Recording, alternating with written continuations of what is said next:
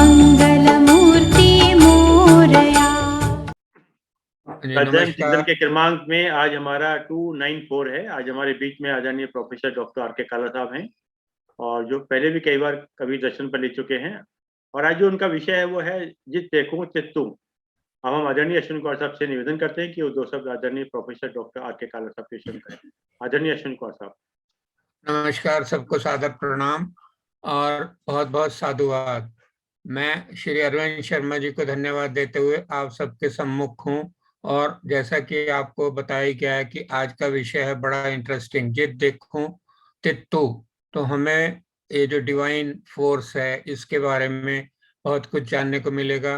Everywhere I see it's you. और हमारे वक्ता हैं आप सबके, हमारे सबके जाने पहचाने डॉक्टर प्रोफेसर आर के कालरा जी, जो हम सब के बहुतों के कॉलेज के दिनों में भी गुरुजी रह चुके हैं। और इस व्याख्यान के थ्रू हम इनसे बहुत कुछ सीखते हैं। और इनका आज का विषय कबीर दर्शन से हटकर, पिछले बार भी उन्होंने प्रेम और मोह के ऊपर दिया था, तो आज का विषय भी बहुत इंटरेस्टिंग रहेगा। मैं और समय न लेते हुए श्री कालरा जी से अनुरोध करूंगा कि वो अपना उद्घोष प्रारंभ करें। धन्यवाद। कालरा जी प्लीज। नमस्कार श्री अश्विनी कुमार जी, परोपकारी आत्मा श्री अरविंद शर्मा जी और समस्त पुण्य आत्माओं को मैं अपना नमस्कार प्रेषित करता हूं। त्वमेव माता च पिता त्वमेव बंधुश्च सखा त्वमेव विद्या द्रविणं त्वमेव सर्वं मम देव देव ओम। जैसा कि विदित है, आज का विषय है जित देखूं तित तू। Wherever I see, it's you only thyself। जहां देखता हूं वहां तू ही तू है। एक दफा शंकराचार्य सुबह स्नान के लिए जा रहे थे किसी संकरी गली के अंदर। सामने से कोई चांडाल अपना कुत्ता लेकर के आ रहा था, तो शंकराचार्य बोले, चांडाल हट। तो चांडाल बोला, आप किसको हटने के लिए कह रहे हैं सन्यासी? मेरे शरीर को? मेरा शरीर तो माता पिता का दिया हुआ है, ऐसे ही आपका शरीर माता पिता की देन है। अगर शरीर को ही तो मेरी आत्मा कह रहे हैं। मेरी आत्मा तो वही है जिसका प्रचार आप करते हैं कि आत्मा ही ब्रह्म है। जो जीव है, जो आत्मा है, वही ब्रह्म है। अगर आत्मा का तो भी आप गलत कर रहे हैं। इसका मतलब यह हुआ कि जिसको आप प्रचारित कर रहे हैं उस सत्य को आप जानते नहीं, आप मुझे हटने के लिए कह रहे हैं। शंकराचार्य बड़े हैरान हुए, ये चंडाल जैसा व्यक्ति मुझे शिक्षा दे रहा है, और जो मैं सैद्धांतिक शिक्षा लिए करता हूँ तो इसका व्यवहारिक पक्ष तो ये है मेरे सामने। उसके बाद उन्होंने कहा, ठीक है, मैं पीछे हटता हूँ, आप निकल जाइए। उसके बाद मैं चला गया। तो जो इस बात को मानता है ब्रह्म सत्यम जगन मिथ्या जीव ब्रह्मैव न परः, कि ब्रह्म जीव एक ही सत्ता है, दोनों में कोई अंतर नहीं है, उसको ऐसा विचार में लाने नहीं चाहिए। संत कबीर ने एक बार कहा था, तू तू करता तू भया मुझ में रही न हूं, वारी फेरी जल गई जित देखूं तित तू। कि मैं तेरा स्मरण करते करते, तुझे याद करते करते तू हो गया हूं, और मेरा अपना अस्तित्व खत्म हो गया है। जीव ब्रह्म का अंश हो गया है, जीव ब्रह्म में ही मिल गया है। अब कोई संशय नहीं बाकी बचे, कोई सब भ्रम खत्म हो गए। तू तू करता तू भया तुझ में रहा समाए, तू तू करता तू भया तुझ में रहा समाए, तुझ माही मन मिल रहा अब कहूं अनंत न जाए। कि तू तू करता करता मैं अपना तो सर्वस्व भूल ही गया हूं। मेरी इंडिविजुअलिटी तो खत्म हो गई है। मैं शरीर के साथ जो मिला हुआ था वो अहंकार तो खत्म हो गया है, और उस अहंकार के जाते ही मुझे जहां देखता हूं मुझे तू ही तू नजर आता है। तू करता तू भया, तुझ में रहा समाये, तुझ माही मन मिल रहा, अब कहूँ अनंत न जा। अब मैं कहीं और जा ही नहीं सकता, क्योंकि तेरे अलावा कोई सकता ही नहीं। फिर उन्होंने कहा, हेरत हेरत रे सखी, कि मैं तुझसे प्रेम करते करते हालत ये हो गई है। हेरत हेरत हे सखी, रहा कबीर हिराए, बूंद समानी समझ में, अब कत हेरिया जाए। ये जो बूंद थी, तुझे स्मरण करते कि तेरा हिस्सा हो गई है, अब सागर में से बूंद वाला करना असंभव काम है। तो ये सर्वम खलविदम ब्रह्म, सब और हमारे संस्कृति का उद्घोष है, ऋषियों का उद्घोष है कि सर्वम खलविदम ब्रह्म। सर्वम सब जगह सर्वत्र एक ही सत्ता है। पूरा खलक जो है, पूरा संसार जो है, वो ब्रह्म से आच्छादित है, ब्रह्म का हिस्सा है। ब्रह्म ही ब्रह्म इसमें है, ब्रह्म के अलावा कुछ नहीं। ईशावास्यमतम का ऋषि भी बात कहता है कि पूरा संसार ईश्वर से व्याप्त है और ईश्वर के अलावा कोई और सत्ता ही नहीं है जिसका हम रसास्वादन ना करें। ईश्वर से व्याप्त है और सारा संसार ईश्वर के अंदर है, और सब संसार में दी हुई पदार्थ और वस्तुएं और तत्व ईश्वर के हैं। इनका इनका इनका उपभोग करें, केवल उपभोग मात्र, इन पर अधिकार करना हमारे पास का नहीं, क्योंकि अधिकार इसमें किसी का भी नहीं। तो संत कबीर ये कहते हैं कि जब तेरे अलावा किसी और का सत्ता ही नहीं है, तू था, तू है और तू ही रहेगा, एक ईश्वर ही सब शरीरों में व्यक्त हो रहा है। ये अभिव्यक्ति अलग हो सकती है। सूरज की किरण जो है, वो प्रिज्म में जब रिफ्लेक्ट करती है तो एक ही रंग 7 रंगों में होकर के सामने आता है। ऐसे ही एक सत्ता जब विभिन्न शरीरों में विभिन्न आकारों में अभिव्यक्त होती है, तो विभिन्न प्रकार के व्यक्ति, विभिन्न प्रकार के प्राणी नजर आते हैं, और सब में एक परमात्मा ही केवल विराजमान है। तो इसी तरह से तैत्तिरीय उपनिषद की दूसरी वल्ली का पहला अनुवाद ये कहता है, सत्यम ज्ञानम अनंतम ब्रह्म। सत्यम ज्ञानम अनंतम ब्रह्म। ब्रह्म सत्य है, ब्रह्म ज्ञान है और ब्रह्म अनंत। सत्यम का मतलब है सत्ता का बोध कराता है। ईश्वर की सत्ता कभी कम नहीं होती, नित्य सत्य है। ज्ञान अनंत है और ज्ञान किसी भी स्थिति में लेश मात्र भी इसका कम नहीं होता। और ब्रह्म अनंत, अनंत देश के हिसाब से, काल के दृष्टि से और उपलब्धता की दृष्टि से। हम सब अनुभव करते हैं कि हर चीज की एक सीमा होती, असीमित कुछ नहीं। मैं जहां रहता हूं लैंडक्राफ्ट, इसकी अपनी सीमा है। शहर की अपनी सीमा है। मेरठ मंडल की अपनी सीमा है जिसमें मेरा जिला आता है। कमिश्नरी की अपनी सीमा है। स्टेट की अपनी सीमा है। देश की अपनी सीमा है। सीमा के बाहर फिर हम देश में नहीं, विदेश में, तो हर चीज की सीमा होती है। जिस कमरे में बैठा उस कमरे की अपनी सीमाएं हैं, डायमेंशंस हैं। लेकिन ब्रह्म सीमा से परे है, ब्रह्म असीम। दूसरे काल की दृष्टि से मैं आज जन्मा हूं, रहूंगा, चला जाऊंगा। दुनिया आती है, एक काल में अगले काल में निपट जाती है।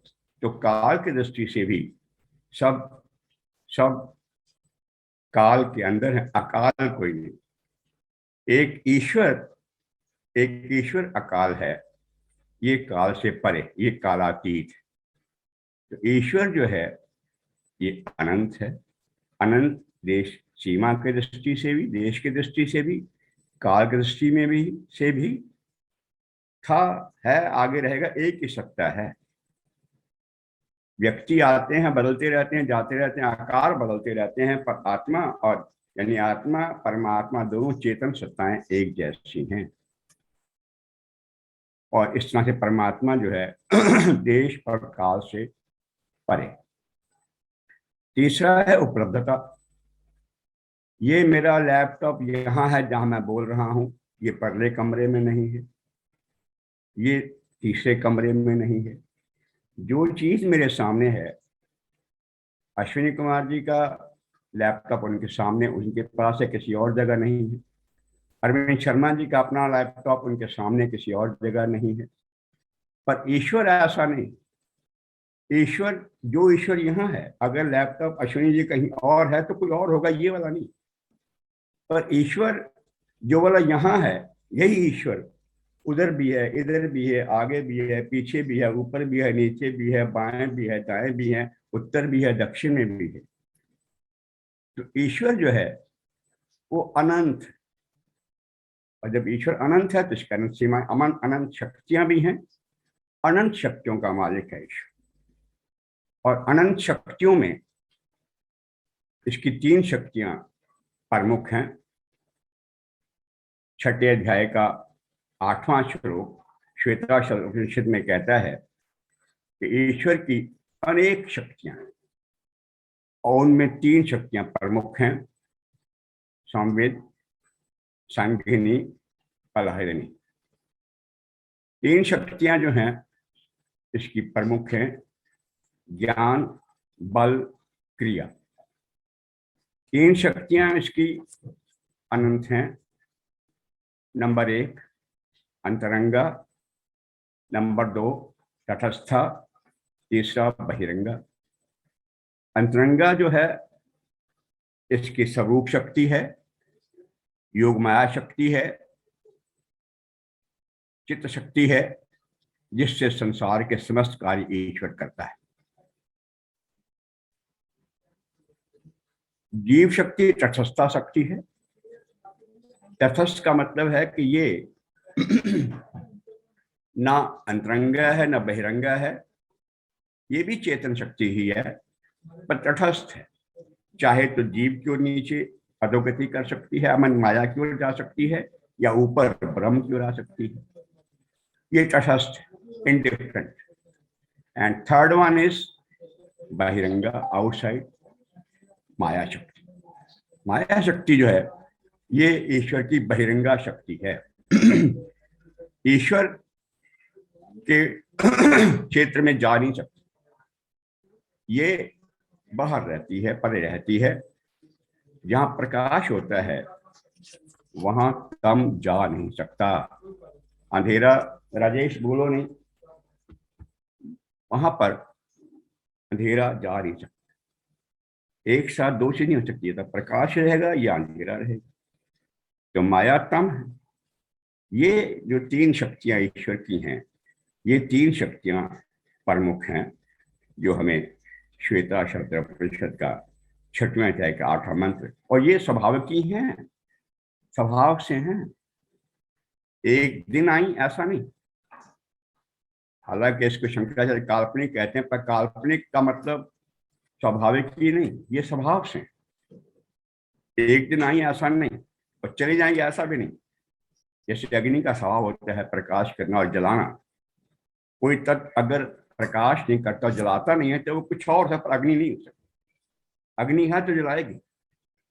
उसमें चाहे कोई गृहस्थी चला जाए, बच्चा चला जाए, बूढ़ा चला जाए, चाहे कोई तपस्वी या मुनि चला जाए, उसका स्वभाव है जलाने का, वो जलाएगी।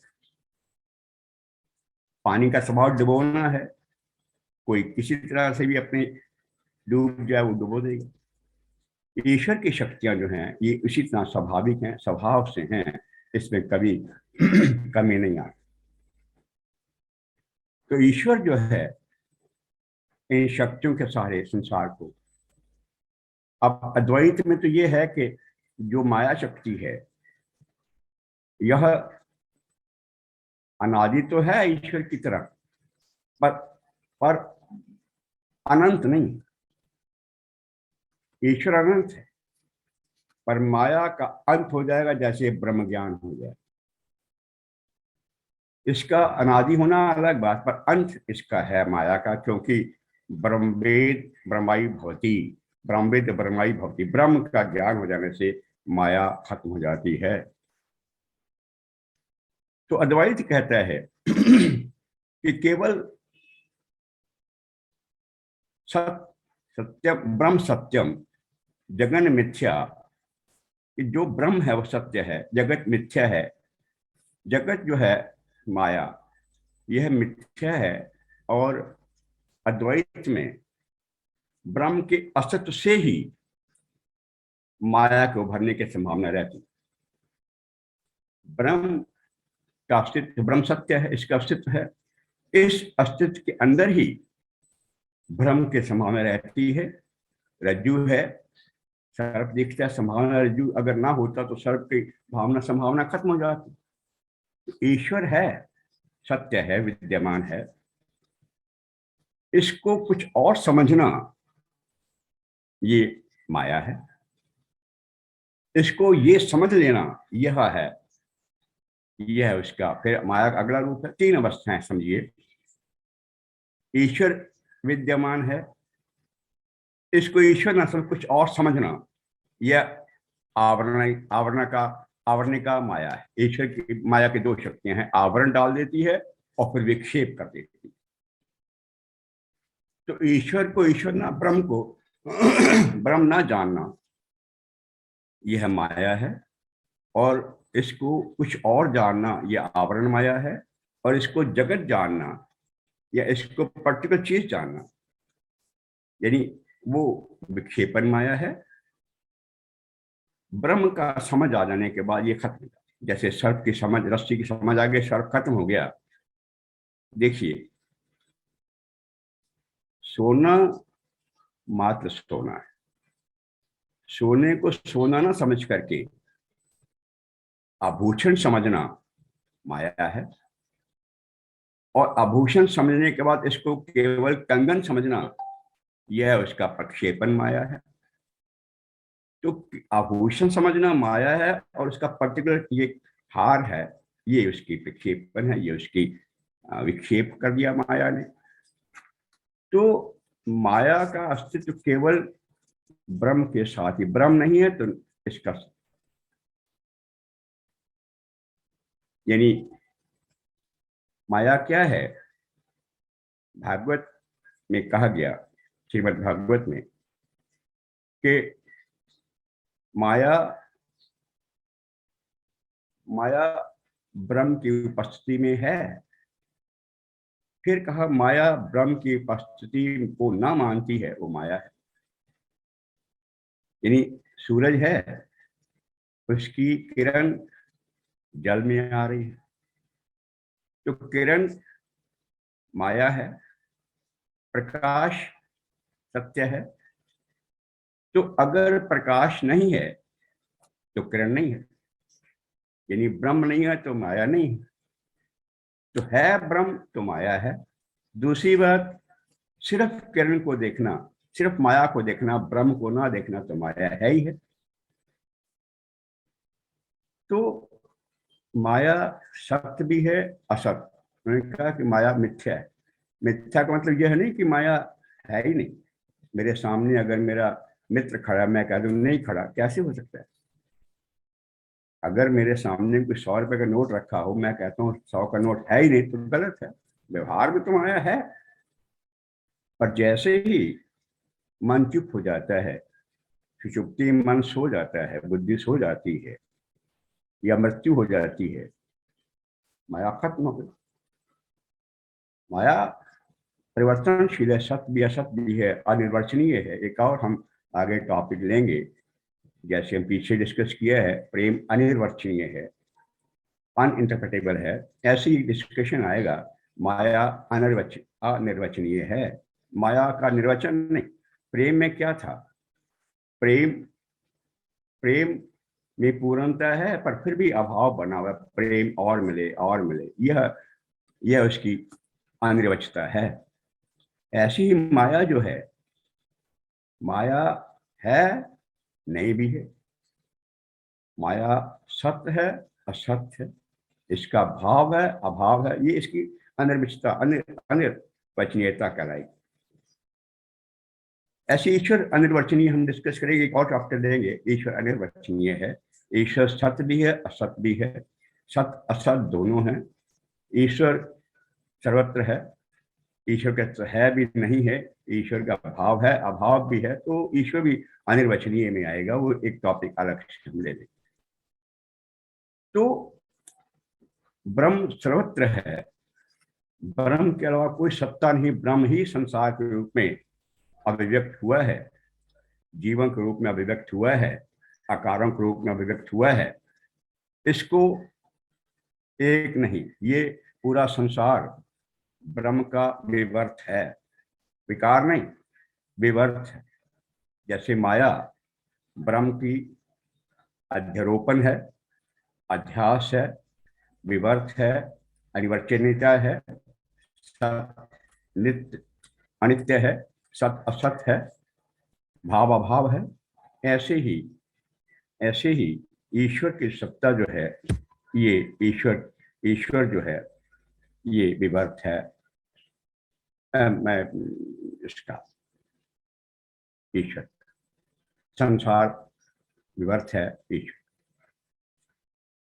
गीता का एक प्रमुख सिद्धांत है 7वें अध्याय 19 श्लोक के अंदर, वासुदेव सर्वमिति। वासुदेव सब जगह है, सर्वत्र वासुदेव ही है। जड़ चेतन स्थावर जंगम उद्भिज श्वेत जरायुज अंडज 84 लाख योनियां 14 भुवन अनंत ब्रह्मांड असंख्य लोकों में जो कुछ भी है सब भगवान ही है। सर्वत्र एक ही सत्ता है, वो है भगवान। तो भगवान जो है, इसकी सर्वव्यापकता को बहुत बढ़िया ढंग से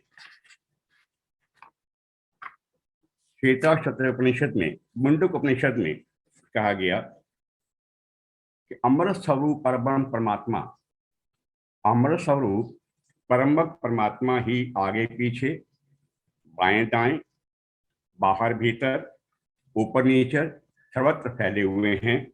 इस विश्व ब्रह्मांड के रूप में यह सर्वश्रेष्ठ ब्रह्म ही प्रत्यक्ष दिखाई दे रहे हैं। दूसरे मुंडक का दूसरे अध्याय का 11वां मंत्र मुंडक उपनिषद।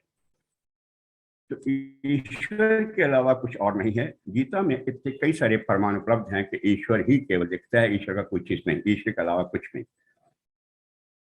सबसे पहले 7वें अध्याय के 7वें श्लोक को देखें। मैं संस्कृत नहीं पढ़ पा रहा क्योंकि समय की भी सीमा है और संस्कृत बहुत अच्छा मेरा अभ्यास भी नहीं है। मत परतरम नन्य किंचित दस्ति धनंजय, कि इस ईश्वर के अलावा दूसरा कोई किंचित मात्र भी सत्ता नहीं है। 7:19 में वासुदेव सर्वत्र सर्वदा भगवान ही हैं। इसके बाद फिर 7:11 में भी कहा गया, अहम इदम कृत्स्नम एव अंशे स्थितो जगत, के ईश्वर के किसी एक अंश में पूरा जगत व्याप्त होकर ईश्वर स्थित हैं। ईश्वर ने कहा, अहम इदम कृत्स्नम एक अंशे स्थितो जगत, ये पूरा जगत मेरे किसी एक अंश में स्थित है। ये 7:11 था। फिर 2:17 में, 8:22 में, 18:46 में 3 जगह ये बात आई है, येन सर्वमिदं ततम्, संपूर्ण जगत में ईश्वर ही व्याप्त है। फिर आगे 9:4 में माया ततम इदम सर्वम जगत व्यक्त मूर्तिना, के संसार में ये पूरा संसार मेरे निराकार स्वरूप में व्याप्त है। फिर कहा, ये 14:4 में कहा, अहम बीजम अहम बीज प्रदः पिता, मैं समस्त योनियों में जितने भी प्राणी उत्पन्न होते हैं उन सब प्राणियों का बीज हूँ। इसके बाद फिर आगे 19 में कहा, सद सच्चाहुम अर्जुन, सत भी मैं हूँ और असत भी मैं हूँ अर्जुन, ये बात ध्यान रख। फिर 10-20 में कहा, जो बड़ा पॉपुलर श्लोक है, और वो ये है, अहम आदिश्च मध्यम च भूतनामंत एव च, मैं सब भूतों का आदि हूँ, मध्य हूँ और अंत भी हूँ। इसके बाद फिर आगे एक दफा और कहा कि सर्गा नाम आदि आदिरंतर च मध्य च हम अर्जुन, संपूर्ण सृष्टियों के अंतर, मध्य, आदि, अनंत, मध्य और अंत में मैं ही हूँ। फिर इसके बाद एक बार आया 10:39 में वही बात कही जैसे पहले उन्होंने कहा था कि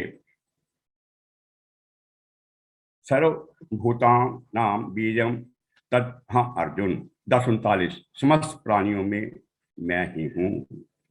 इसके बाद 10:39 पहले 10:32 में कहा गया, ना तदस्ति बिना यस्य अन्मया भूतम चराचरम, चर अचर कुछ भी आसानी जहाँ जो मेरे द्वारा उत्पन्न ना किया गया हो।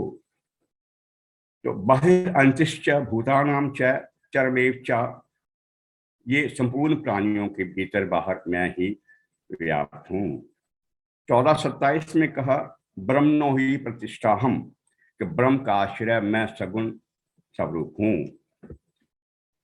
9:16 में 17 में 18 में श्री कृष्ण कहते हैं, क्रतु यज्ञ स्वधा औषध मंत्र अग्नि हवन क्रिया सब भगवान ही हैं। ओमकार ऋग्वेद सामवेद यजुर्वेद भी भगवान हैं।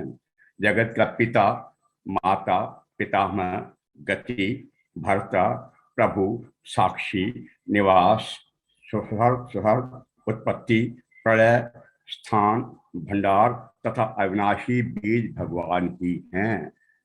ये सारे जो मंत्र गीता के हैं इस बात को उजागर कर रहे हैं, एक ईश्वर की सत्ता जो है वो सर्वत्र व्याप्त है, यानी कोई भी जगह ऐसी खाली नहीं है कि जमी आसमान के बीच समस्त एक ज्योत है, जमी आसमान के बीच समस्त एक ज्योत है, ना बात है ना घाट है, ना बाद घाट होत है। गुरु नानक कहते हैं कि जमीन से आसमान तक एक ज्योति प्रचारित है, ज्योति है, और जिसका ना तो कभी अभाव होता है न कमी होती है न समृद्धि होती है, यह सत्ता मात्र ईश्वर के कुछ और नहीं है। एक दफा उसमें मुंडक उपनिषद के दूसरे मुंडे के दूसरे 10वें श्लोक में कहा, तस्य भाषा सर्वम इदम विभाति, इसके प्रकाश के आगे संपूर्ण जगत, इसके प्रकाश से संपूर्ण जगत प्रकाशित हो रहा है। ना वहां प्रकाश, ना सूर्य प्रकाश करता है, ना तारे चंद्रमा प्रकाश करते हैं। जब यही प्रकाश नहीं करते तो सामान्य अग्नि की बात क्या है, इनके आगे ये ईश्वर के प्रकाश अगर ये नहीं खड़े हो सकते। तस्य भाषा सर्वम इदम विभाति, उसके प्रकाश से ही पूरा संसार प्रकाशित हो रहा है। गोस्वामी तुलसीदास कहते हैं, जासु सत्यता ते जड़ माया भास सत्य विमोह सह, मैं हैरान हूं उसकी सत्यता से ये पूरी माया सत्य भाषित हो रही है। पूरा जगत भाषित हो रहा है सत्य, किस लिए? केवल ईश्वर की सत्ता से ही। कबीर कहा करते थे, लाली मेरे लाल की जित देखूं ततलाल, लाली देखन मैं गई मैं भी हो गई। वो सब जगह उन्होंने लाल चश्मा लगाया, हर जगह उन्हें ईश्वर नजर आया। ये उनकी मनोस्थिति थी कि मुझे सब जगह परमात्मा ही परमात्मा। जैसे कोई पीला चश्मा लगाया सब जगह पीला नजर आता है, काला चश्मा लगाया तो काला नजर आता है। संत कबीर की मन की आंखों ने लाल चश्मा लगाया, उनको सब जगह लाली दिखती है, लाली देखकर मैं गई मैं भी गई। एक शायर ने कहा, उसने अपने भाव कैसे व्यक्त किया, देख। बाटन में घाटन में, बीथिन में बागिन में, बेलिन में बाटिका में, फूलन में वन में, दरन में दीवारन में, देहरी दरीचन में, हिरण में हारण में, भूषण में तन में, कानन में कुंजन में, गोपिन की कुंजन में, यही ब्रजमंडल के रेणु के कनकन में, जहां जहां देखो तो वहां श्याम ही समाई दिखाई दे, मेरो श्याम छायो रहो नैनन में, मन में जित देखूं तित। यानी उसका ये भाव कि मैं जहां देखा मुझे सिवाय तो स्वामी तुलसीदास का श्री राम मैं सब जग जानू, करूं प्रणाम जोग जो जोर जोग पाकर, कि मैं सब जगह भगवान राम और सिया समेत उनके दर्शन करता हूँ। यह भाव शायर ने लिखा है। फिर दोबारा पढ़ रहा हूँ, ध्यान से जरा देखना हर चीज में। बाटन में घाटन में, बीथिन में बागिन में, बेलिन में वाटिका में, फूलन में वन में, दरन में दीवारन में, देहरी दरीचन में, हिरण में हारण में, भूषण में तन में, कानन में कुंजन में, गोपिन की गुंजन में, यही ब्रजमंडल के रेणु के कन कन में, जहां जहां देखूं वहां शाम ही दिखाई दे, मेरे शाम छायो नैनन में मन। कि मेरे मन और नैनों में ये कृष्ण समा गया है। ये प्रेम की यह जिद देखो तू की बड़ी शानदार अभिव्यक्ति है। इस रूप जिद देखो तो श्याममयी है, मैं जहां देखता हूँ मुझे शाम ही शाम दिखता है। एक और गुरु हरदेव सिंह ने अपनी किताब हरदेव वाणी में लिखा, तू जल में है, तू थल में है, कन कन में एक तू ही है, हर पत्ते हर डाले में हर उपवन में है एक तू ही, नदियों की कलकल में तू है, झरनों की झरझर में तू है, में तू, सावन के रिमझिम में तू है, वायु की सरसर में तू, कलियों की कोमलता में है, फूलों की महक में तू, पपीहे की है पीहू पीहू में, कोयल की चहक में तू, यहाँ तू है वहां तू है, चौं दिशा में एक तू ही, संध्या की में प्रभात में, दिवस निशा में एक तू ही, तू सूरज में, तू चंदा में, तारागण में एक तू ही, कह हरदेव गुरु से जाना 14 भुवन में एक ही तू। कि 14 भुवन में एक तेरी ही छटा है, उसके अलावा संसार में कुछ चीज है ही नहीं। फिर दोबारा उसी में ही एक जगह और आया, हे निर्गुण न्यारे, तेरे ही आसे जग सारा है, सूरज चंदा तारों में भी तेरा ही उजियारा है, हर कार्य में शक्ति भरने वाला शक्तिमान है तू, वंदन में हर कार्य में शक्ति भरने वाला शक्तिमान है तू, बंदा है मिट्टी का पतला, तू जीवन है प्राण है तू, कण कण में तू आप बिराजे, हर घट तेरा आसन है, तुझे बिन एक पत्ता ना हिलता, सब पर तेरा शासन है, सबकी रचना करके सबको पाल रहा है दाता तू, खुद में ही समेटे सबको प्रलय जब बेलाता तू सुखदाता तू दुख हरता, आनंद का है मालिक तू, कह हरदेव गुरु से जानना सब में एक व्यापक तू, जमी आसमान के बीच। यानी इस तरह से हर जगह जो ब्रह्म ज्ञानी है, जिसने इसकी सत्ता को पहचान लिया है, वो हर जगह हर चीज में इसी के दर्शन करता है, इसके अलावा कुछ और है ही। वो कहता है कि एक केवल ब्रह्म ही सत्य है और वो ब्रह्म ही सब जगह भाषित हो रहा है। अगर हम गीता में ही, क्योंकि इसमें गीता का खास करके गीता प्रबोधनी जो स्वामी राम सुखदास जी ने लिखी है और गीता प्रकाश गीता प्रेस गोरखपुर से छपी है, और इनकी किताब और भी स्वामी राम सुखदास जी की है जो साधक संजीवनी, बड़ी मोटी किताब साधक संजीवनी के नाम से एक एक चीज को बड़ा ढंग से उन्होंने व्यवस्थित तरीके से लिखा है और वो उसको आधार बनाया है। मैंने उनका बहुत बहुत आभार है। उनके लिटरेचर को मैंने आधार बनाया है अपने इस व्याख्यान के लिए। तो उन्होंने भगवान के ऐश्वर्य की परिभाषा कही कि भगवान के ऐश्वर्य क्या है, ऐश्वर्य क्या है? चैतन्य की अभिव्यक्ति को, चैतन्य कॉन्शियसनेस की अभिव्यक्ति को भगवान का ऐश्वर्य, आभा, प्रकाश, झलक या विवर्त कहकर पुकारा जाता है। कारण ही कार्य बना है, बीज ही पेड़ बना है। ईश्वर कारण है, ये जगत उसका कार्य है। ईश्वर स्वयं ही जगत बनता है, स्वयं जगत बनाता है, स्वयं जगत बनता है, स्वयं पालता है, स्वयं पलता है, स्वयं इसका सहार करता है, स्वयं का सहार होता है। यदि ईश्वर ने सब कुछ पालना, रचना, पालना, संहारना ये अपने में से की है, इसके अलावा कुछ था नहीं। तो ईश्वर को ही सब जगह व्यक्त देखा है। वही कारण है, वही उसका कार्य है। कारण से कार्य बना है और कार्य एक बार निभट के फिर कार्य में जाकर के समा जाता है। तो गीता के आधार पे जो इसके ऐश्वर्य भगवान के, पहला ये है कि भगवान सबका परम कारण है। ये जैसे हमने देखा 10:39 में, 7:10 में कि ईश्वर सब प्राणियों के बीज प्रदा पिता हैं, सबका बीज स्वयं भगवान है। तो सर्व भगवान ही सर्व योनियों में सबका परम कारण है। 7:4-5 गीता भी यही कहता है। और 1:1-7 पहले अध्याय का, पहले मुंडे का पहला अध्याय का 7वां श्लोक ये बात कहता है कि भगवान ही सबका परम कारण है। दूसरा, भगवान, ये सब भगवान के ऐश्वर्य कहलाते हैं।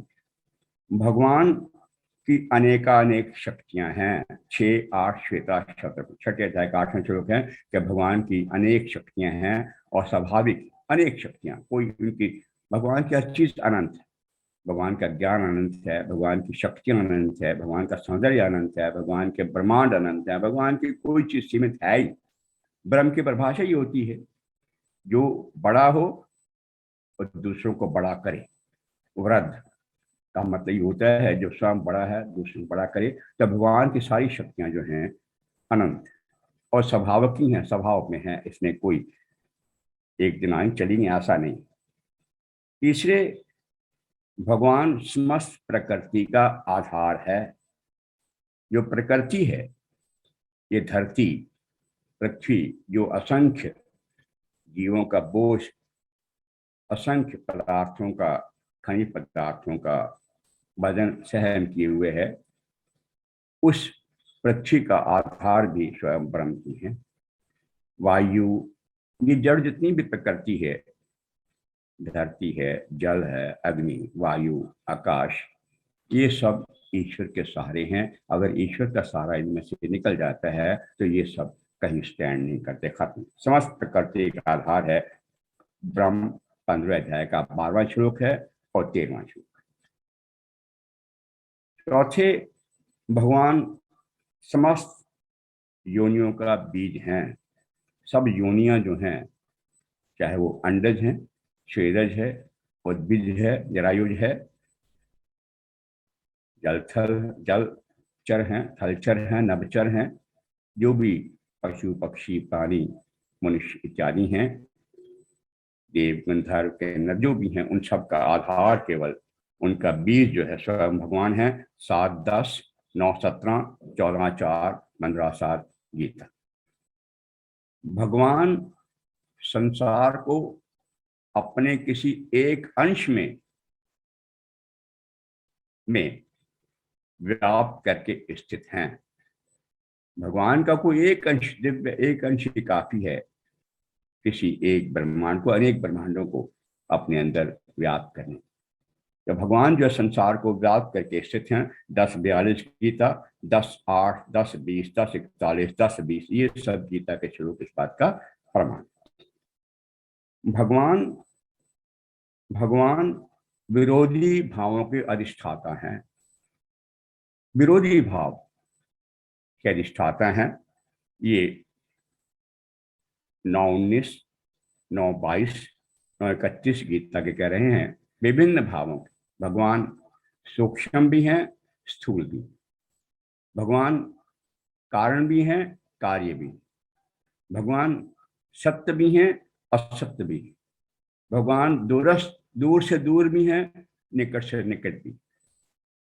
यानी आत्मा में ही आत्मा ही है, इससे दूर इससे निकट क्या हो। दूर अज्ञानी को दूर दूर दिखता है, दूर ही दूर है, नजर नहीं, जिंदगी भर नजर नहीं आती। तो जो विरोधी ताकतें हैं, संकुचित भी हैं, विस्तृत भी हैं, सूक्ष्म भी हैं, स्थूल भी हैं, नजदीक भी हैं, नजदीक से नजदीक, दूर से दूर। भगवान न्यायकारी हैं, पर भक्तों का फेवर करते हैं। श्री कृष्ण ने स्वयं उद्घोष किया, अर्जुन मेरे भक्त का नाश नहीं होता। ज्ञानी अपने बल पर आगे बढ़ता है। ज्ञानी बंदरिया का बच्चा है, जिसको स्वयं बंदरिया का बच्चा स्वयं माँ को पकड़ता है, माँ नहीं उसको पकड़ती। और जब माँ डाली डाली घूमती है, उछलती है, तो बच्चा गिर के मर भी जाता है। तो ज्ञानी बंदरिया का बच्चा है, जो अपने बल पर आगे बढ़ता है, अपने विवेक पर आगे बढ़ता है, सत्य असत का अंतर करके आगे बढ़ता है। और भक्त जो है वो बिल्ली का बच्चा है, जिसको माँ अपने दांतों से, वही बिल्ली उन दांतों से चूहे को पकड़ती है, उसी से बिल्ली अपने बच्चे को पकड़ती है। पर बच्चे को पकड़ के इतने सॉफ्ट तरीके पकड़ती है कि जगह जगह उसको भ्रमण कराती है और 10 घर दिखाती है कि यहाँ जाकर तुझे अपनी खुराक ढूंढनी है। तो बंदरिया जो है, यानी बिल्ली का बच्चा है, भगवान उसको भगत को खुद संभालते हैं। फिर कृष्ण भगवान के बारे में कहा जाता है कि जो भक्त होता है वो छोटा बच्चा है, माँ का अबोध बालक, जिसकी माँ स्वयं देखभाल करती है। छोटे बच्चे को तैयार करना, खाना देना, स्कूल भेजना, उसकी परवरिश करना माँ अपने जिम्मे लेती है। बड़े को छोड़ दी थी कि अब तो बड़ा हो गया, अपना काम खुद।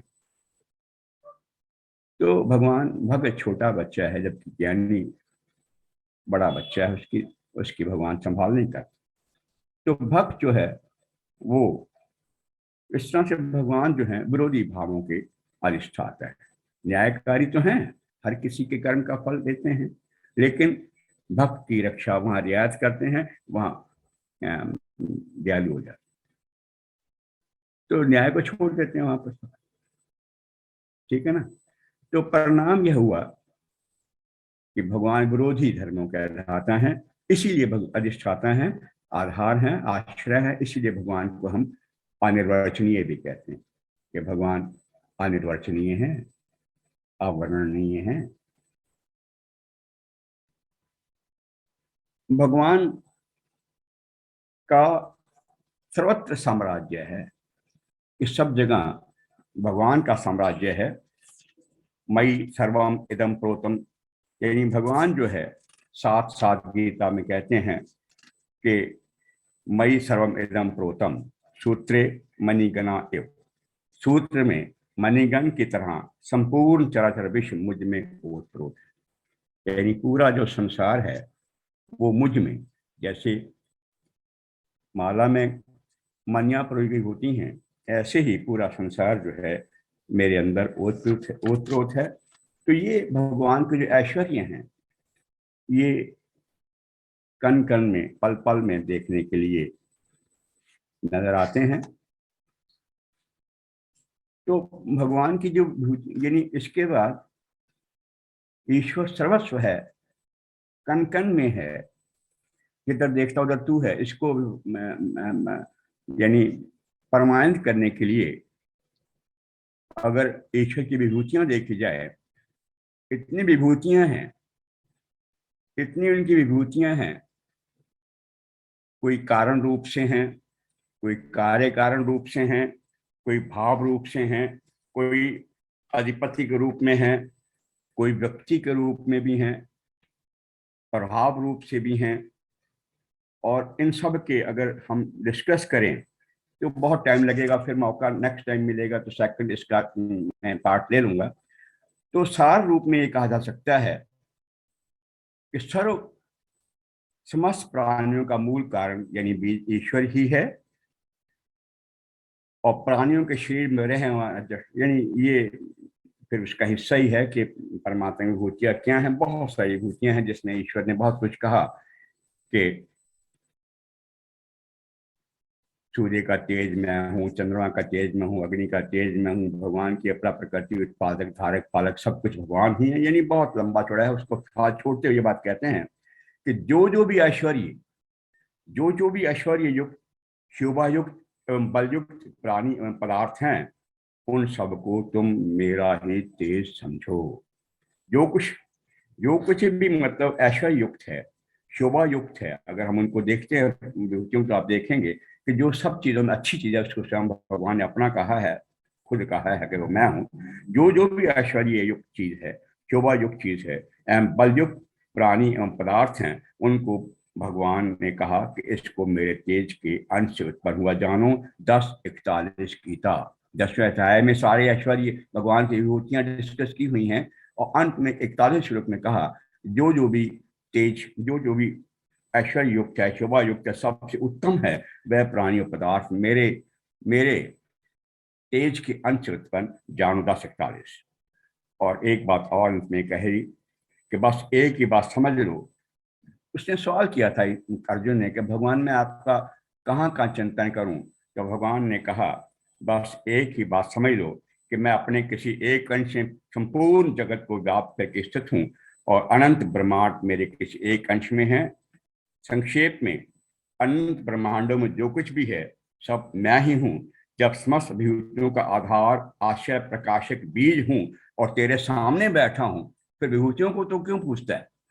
यानी एक बात 10:42 में लास्ट में, उसमें 42 श्लोक है, 42 श्लोक में कहा अर्जुन के समस्त ब्रह्मांड में जो कुछ भी है उन सब विभूतियों का आधार, आश्रय, प्रकाशक और बीज मैं हूं, और मैं तेरे सामने बैठा हूं। तुम विभूतियों को क्यों पूजना चाहते हो, तो मेरी पूजा करो, तो मुझे पूजो। मुझे यानी जिस तरह से एक कहानी आती है कि किसी राजा ने बाहर जाते अपनी पत्नियों से कहा, रानी से कहा तुम तुम्हारे लिए क्या क्या सामान लेके आऊं, तो किसी रानी ने कहा महाराज मेरे लिए फर्स्ट क्लास हार श्रृंगार ले आना, किसी ने कहा मेरे लिए ये सामान, मेरे गिफ्ट ले। सब ने अपनी जब अपनी फरमाइश रख दी तो अंत में एक रानी बोली, छोटे वाली रानी, उसका नंबर लास्ट में पूछा राजा ने बता तेरे लिए क्या लेके आऊं। उन्होंने कहा भगवान जब आप आए, राजा जब आप आए आप सीधे मेरे पास आ जाओ, अगर मेरे पास राजा है तो मेरे पास सारी गिफ्ट हैं, सारे उपहार मेरे पास हैं, मुझे कमी किस बात की। इसका मतलब यह है कि श्री कृष्ण 10:42 मंत्र ने कहा सब विभूतियों को छोड़, तू उन सब ऐश्वर्यों की बात मत कर, ये सब का आश्रय, सबका आधार, सबका बीज, सबका प्रकाशक मैं हूं, और जब मैं तेरे सामने हूं तो मेरा चिंतन कर, इन विभूतियों के चिंतन मत। तो ईश्वर जो है वो डाली डाली में, पत्ते पत्ते में, गोशे गोशे में, संसार के हर कोने में सर्वदा ये इस विशाल ब्रह्मांड के जो सर्वश्रेष्ठ ब्रह्म आधार हैं उसको प्रत्यक्ष दिखाई देता है। ज्ञानी को, ब्रह्मन को जो प्रत्यक्ष देखता है वह ये बात कह सकता है कि तू करता तू भया, मुझ में रही न हूं, वारी फेरी बल गई यानी जल गई, तित देखूं तित, मैं जहां देखता हूं वहां तू नजर आता है, तेरा ही आश्रय है, तेरे ही सहारे हूं, प्रभु मेरी रक्षा कर। इन शब्दों से आपके पेशेंट हियरिंग का, आपने पेशेंट हियरिंग दी है, मुझे सुना है, आप सबका बहुत बहुत आभार, धन्यवाद, नमस्कार। धन्यवाद आदरणीय प्रोफेसर डॉक्टर आर के काला साहब। आज आपने जो विषय लिया जित देखूं तू, एक मैंने पीछे पढ़ा था कि बोला जाता है इंसान खाली हाथ आया खाली हाथ जाता है, और इसका एक जवाब दिया में ही है, कहते हैं कि इंसान अपना भाग्य लेके आता है और अपने कर्म लेके जाता है। सत्य। तो आप अच्छा बुरा जो भी है सोच रहे हैं वो सब रिलेटिव वैल्यूज हैं with reference to society, with reference to social network. कहीं किसी चीज को बुरा नहीं माना जाता तो वहाँ वो ठीक है, कहीं बुरा माना जाता है तो वो है। तो इसकी यार्ड स्टिक कोई अपने ऊपर ही डालनी है। और इसका एक बहुत अच्छा वो है कि हैबिट, आदत, इबादत को बना आदत। तो आप अपने कर्म, अपनी प्रार्थना को आदत बनाइए। और हैबिट को आप देखोगे HABIT, remove H, A bit remains, remove A, bit remains, remove B, it remains, remove I, unless you correct I, it will remain. So you have to correct yourself, then only it will be stable, then only it will get corrected. और आज का उद्घोष में कालरा जी ने बहुत अच्छे अच्छे उदाहरण भी दिए, और व्याख्यान में शंकराचार्य और शूद्र का संवाद, जिसमें कॉन्शियसनेस और आत्मा के ऊपर ही शंकराचार्य जी खुद सहम गए कि क्या मैं भूल गया, इसको रास्ता दो रास्ता दो। और फिर कबीर दास जी तो इनके प्रवचन में जरूर आएंगे ही, जिसमें उन्होंने कहा तू था, तू है, तू ही रहेगा, ईश्वर तो अनंत है और सर्वव्यापी है। एक और बहुत अच्छा कपलेट चलता है, प्रभु आपकी कृपा से सब काम हो रहा है, करते हो तुम कन्हैया, मेरा नाम हो रहा है। तो सब जगह सर्वव्यापी तो वो है ही है। और मेरा एक फेवरेट वो रहता है भजन कहो ये जो भी, हरि हरि वसुंधरा पे नीला नीला ये गगन, वो बादलों की पालकी उड़ा रहा पवन, दिशाएं देखो रंग भरी, चमक रही उमंग भरी, ये किसने फूल फूल पे किया श्रृंगार है, वो कौन चित्रकार है, वो कौन चित्रकार, वो कौन चित्रकार है, वही सर्वव्यापी है। बहुत बहुत धन्यवाद आप सबका, आपने बहुत संयम से सब उद्घोष सुना। धन्यवाद अरविंद जी, धन्यवाद कालराज जी, और धन्यवाद सब धन्यवाद प्रेजेंट। धन्यवाद आदरणीय अश्विनी कुमार साहब, धन्यवाद आदरणीय प्रोफेसर डॉक्टर आर के काला साहब, आपने समय निकाल कर हमको समय दिया, हम आपके बहुत आभारी हैं। और जैसे कि अश्विनी कुमार साहब ने कहा, हैबिट, अपना एक जो वचन बोलते हैं उससे पहले हैबिट क्वेश्चन बताएंगे कि अगर हम डेली 5 आदमी ऐसे ढूंढें और उसमें हैबिट ये बनाए कि उस 5 आदमियों की खूबी ढूंढनी है, 5 आदमी रोजाना ढूंढने हैं, 5 आदमियों की खूबी ही ढूंढनी है, और ये प्रयोग हमको 40 दिन करना है, तो यकीन मानिएगा कि हमारे जीवन का एक नजरिया ही बदल जाएगा। यकीन मानिए हमारे जीवन का नजरिया ही बदल जाएगा। उस वक्त तो फोकस सिर्फ ये होगा कि 5 आदमी ढूंढने हैं, उसकी किसी तरीके से हमें उसकी खूबियां ही ढूंढनी है। आप देखिएगा 40 दिन के बाद हमारा जो सोचने का और हमारे देखने का जो अप्रोच होगा चेंज हो जाएगा। आइए चलिए इस बात अपना विचार रखते हैं। आज का विचार है, अगर तुम इस वक्त मुस्कुरा सकते हो, अगर तुम उस वक्त मुस्कुरा सकते हो जब तुम पूरी तरह टूट चुके हो, अगर तुम उस वक्त मुस्कुरा सकते हो जब तुम पूरी तरह टूट चुके हो, यकीन कर लो कि दुनिया में तुम्हें कभी कोई तोड़ नहीं सकता। यकीन कर लो, उस वक्त दुनिया में तुम्हें कोई तोड़ नहीं सकता। आइए हम अपना 3 बार ओम का उच्चारण करते हैं। सब लोग अपने को अनम्यूट कर लीजिएगा। ओम।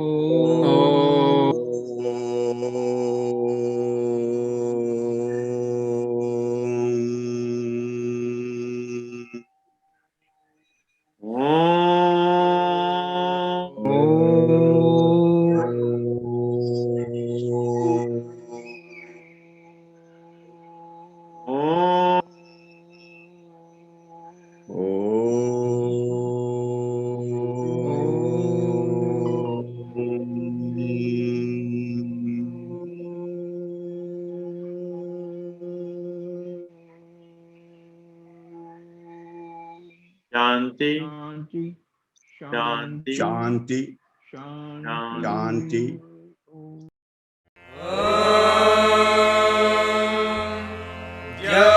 शांतिरन्तरिक्षं शान्तिः पृथिवी शान्तिः।